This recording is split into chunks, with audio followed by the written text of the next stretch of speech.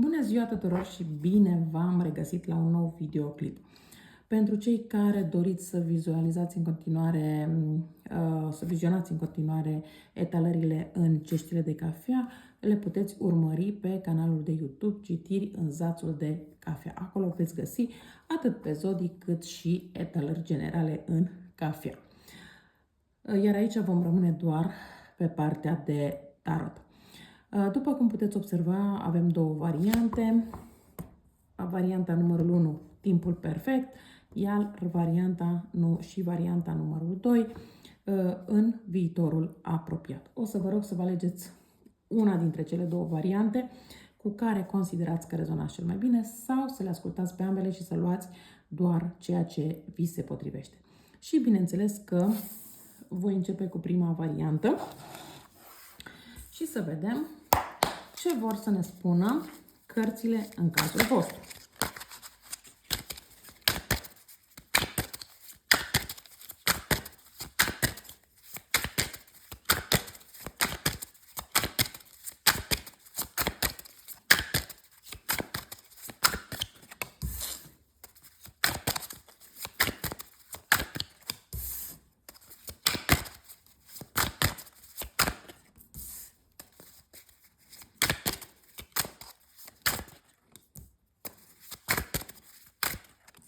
Păi, în primul rând, aici încep a vă spune că vorbim foarte clar despre zodiile de aer, zodiile de apă, dar avem și zodii de foc.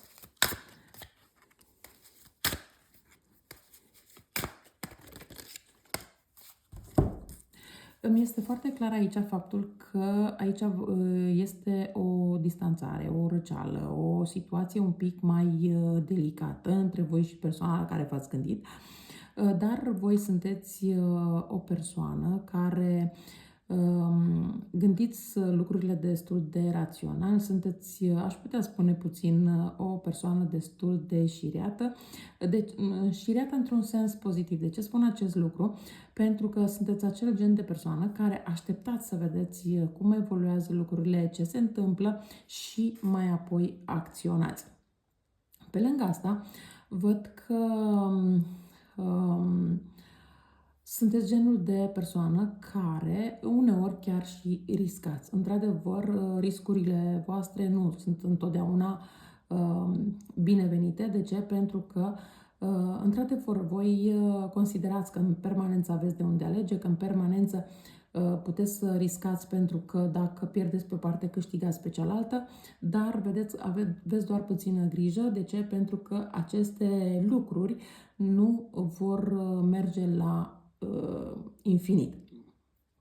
Gândurile persoanei la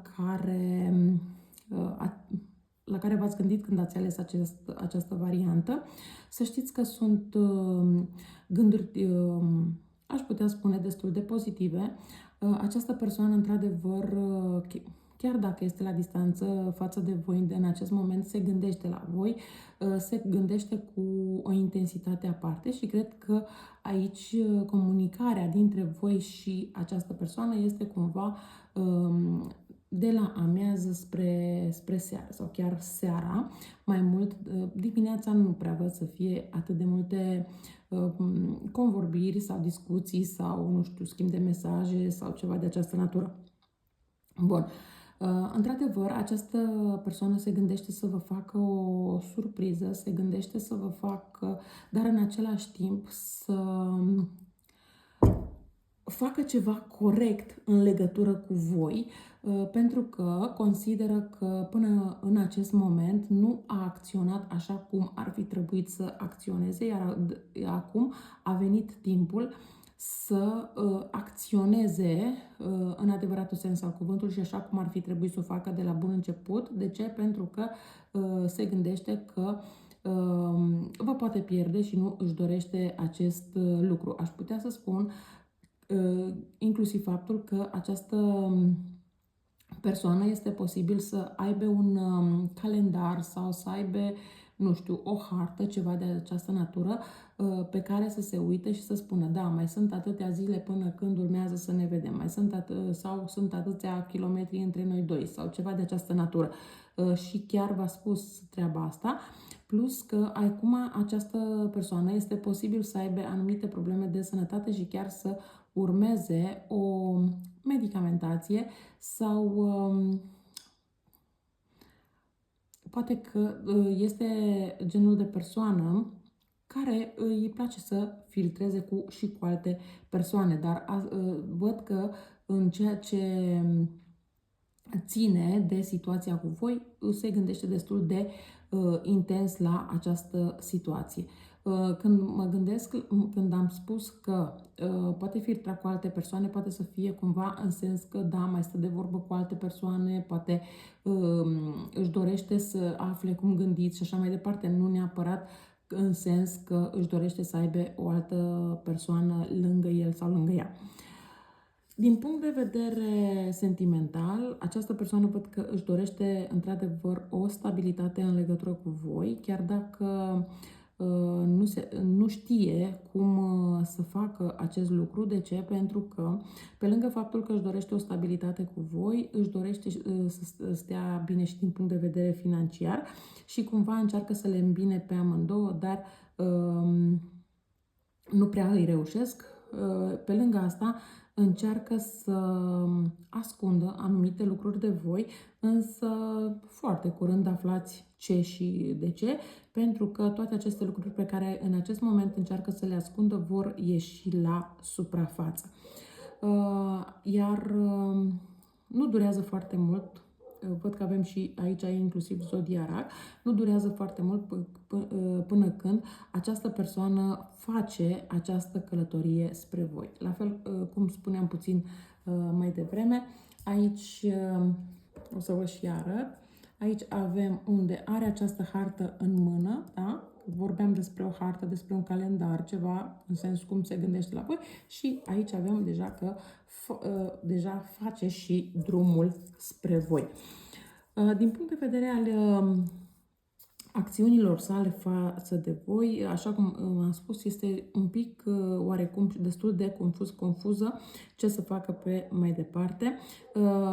Se sfătuiește cu anumiți, poate, membri din familie, dar în același timp pe voi vă simte, chiar dacă vă cunoașteți de o lună, chiar dacă vă cunoașteți de un an, de 10 ani, n-are importanță de cât timp vă cunoașteți, pe voi vă simte destul de apropiați. Cumva această persoană simte ca și cum vă cunoașteți dintr-o viață anterioară și aici poate consideră că relația voastră nu este o relație întâmplătoare.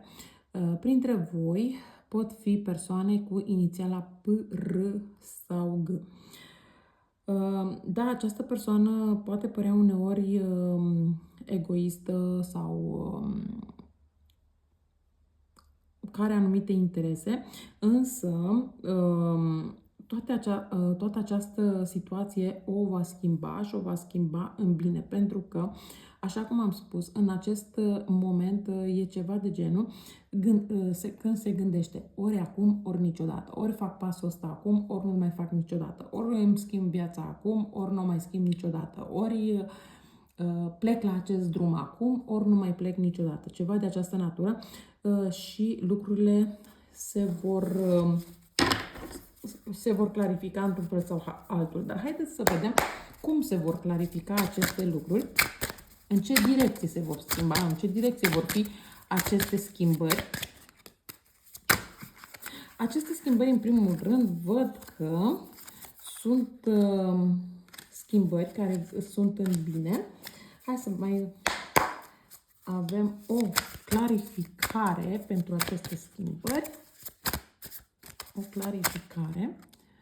Bun, da, deci este o clarificare. Da, văd că voi stați și așteptați această persoană și chiar aveți această dorință ca această persoană să ajungă la voi cât mai curând. Dar haideți să vedem dacă putem afla și cam în cât timp vine această persoană la voi. Deci eu aici zic că în maxim 2 luni de zile această persoană vine la voi. Pentru o parte dintre voi poate să fie vorba 2 ore, 2 zile, da? 2 săptămâni, dar pentru o parte poate să fie vorba de 2 luni de zile din acest moment în care voi vedeți acest videoclip. Adică lucrurile se vor clarifica destul de curând între voi doi și încă un lucru destul de important, văd că pentru voi data de 8 este o dată destul de importantă, pentru altă parte dintre voi data de 2 este o cifră importantă. Nu știu, poate v-ați cunoscut acum în luna februarie, nu ați dat prea mult curs acestei relații, situații, dar în 2 luni de zile lucrurile se pot schimba în sens pozitiv. Într-adevăr, sunt multe lucruri aici care trebuie clarificate, dar primul lucru și cel mai important este faptul că această persoană se gândește la voi, vă vede ca fiind persoane responsabile, ca fiind persoane asumate și își dorește o astfel de persoană lângă el sau lângă ea. Aici n-ar fi nimic exclus, să fie inclusiv, poate că diferență de vârstă, de statură, de mediu social și așa mai departe. Da? Dar îmi este foarte clar că există o oarecare diferență. Pentru o parte dintre voi văd că diferența este într-adevăr pentru o parte destul de mică, dar diferența este atât la nivel de vârstă cât și la nivel de statură. Bun. Cam astea au fost informațiile pentru voi. Sper că au fost informații utile și să trecem și la varianta cu numărul 2. Să vedem ce vor să ne spună cărțile și de la varianta cu numărul 2. Da? Această variantă.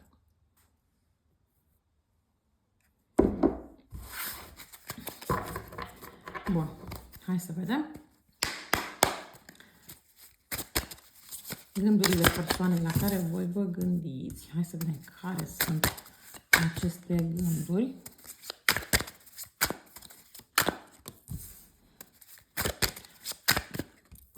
Da, această persoană se gândește destul de mult la voi, pentru că voi pentru această persoană sunteți ca un fel de muză, sunteți alături de voi. Această persoană are o creativitate aparte, are o liniște aparte,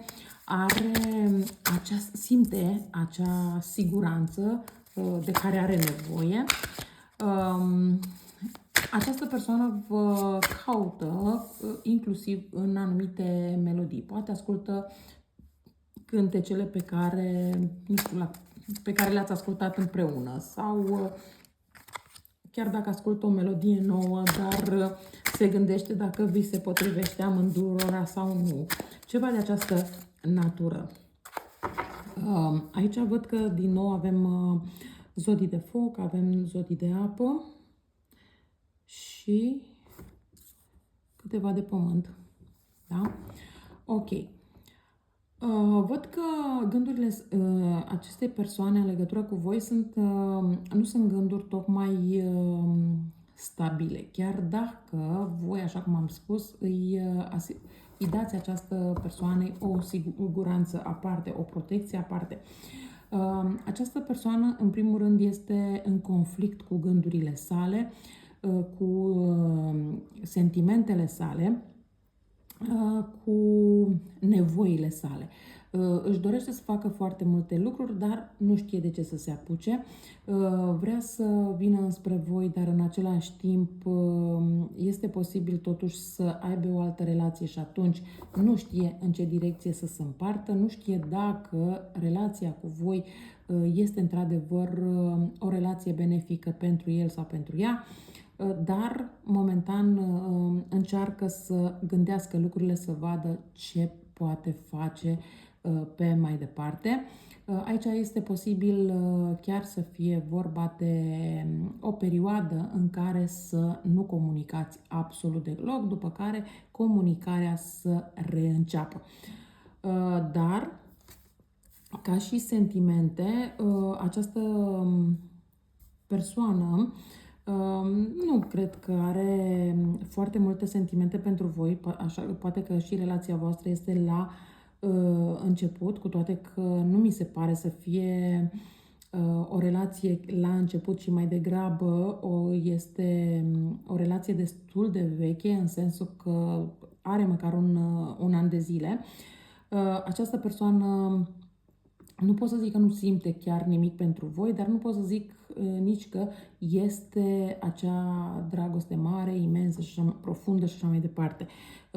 Din contră, această persoană se simte ca și cum este un păianjen prins în plasă, își dorește cumva pe undeva să se elibereze din această relație cu voi, dar în același timp își și dorește să rămână în relația cu voi. De ce? Pentru că cumva consideră că relația cu voi este o relație din care are de câștigat. Acum, e clar, voi știți ce are de câștigat sau nu. Acțiunile acestei persoane față de voi sunt niște acțiuni destul de imprevizibile, sunt niște acțiuni destul de copilăroase. Mai degrabă aș putea spune că această persoană, când vrea să vă comunice ceva, indiferent că este bun sau rău, preferă să o facă cumva prin intermediul rețelelor de socializare. Adică este genul de persoană care voi, dacă vreți să aflați anumite lucruri despre el sau despre ea, trebuie să vă uitați pe rețelele de socializare și de acolo veți afla foarte, foarte multe lucruri.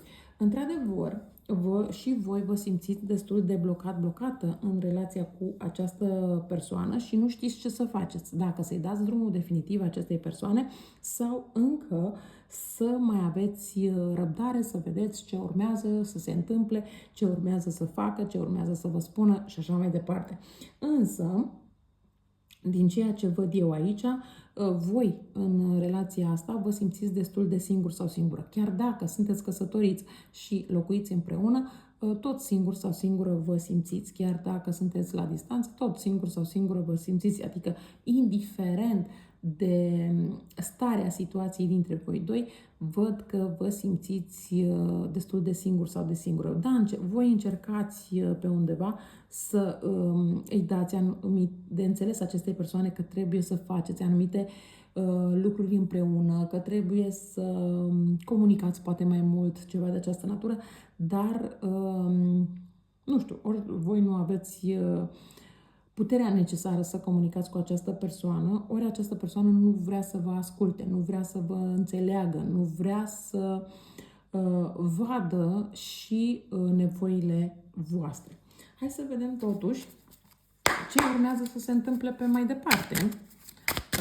Pentru că, așa cum ne spune și cartea, în viitorul apropiat. Hai să vedem totuși ce se întâmplă în viitorul apropiat între voi doi.